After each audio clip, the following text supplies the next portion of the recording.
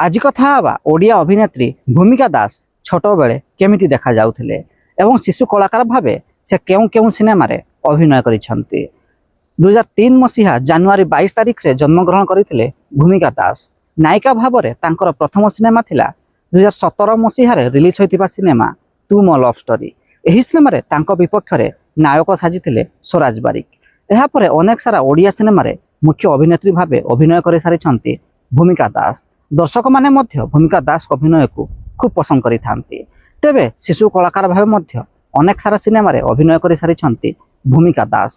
रूमकु झुमाना, पारिबेनी केही, अलगा करी, गप हेले भी सत आदि सिनेमा रे भूमिका दास शिशु कलाकार भावे अभिनय करिछंती।